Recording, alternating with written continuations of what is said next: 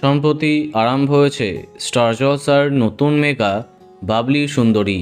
আর আরম্ভ হবার কিছুদিনের মধ্যেই সময় পরিবর্তন হয়েছে এই ধারাবাহিকের।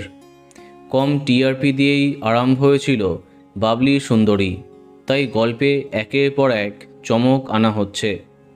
বর্তমানে দেখা যাচ্ছে অসুস্থ হয়ে পড়েছে বিনায়ক। তাকে সুস্থ করতে সমস্ত রকম চেষ্টা করছে বাবলি। তাদের বিয়েটা সকলের অমতে হলেও আস্তে আস্তে একে অপরের কাছে আসছে তারা। এরই মাঝে ধারাবাহিকে বড় পরিবর্তন।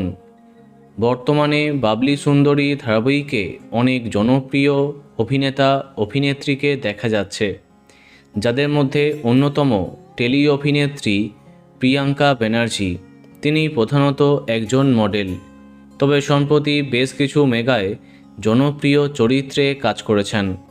এর আগে কথা ধারাবাহিকে তাকে দেখেছে দর্শক। যাই হোক, বাবলি সুন্দরী ধারাবাহিকে অন্যতম খল চরিত্রে কাজ করছিলেন। চরিত্রের নাম লিজা।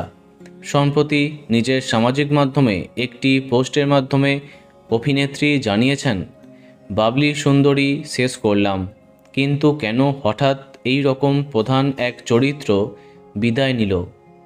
জানা যায় কোনো মনোমালিন্য বা অন্য কোনো কারণ নয়, চরিত্রটা গল্পে শেষ হয়ে যাচ্ছে, তাই এমন সিদ্ধান্ত তার।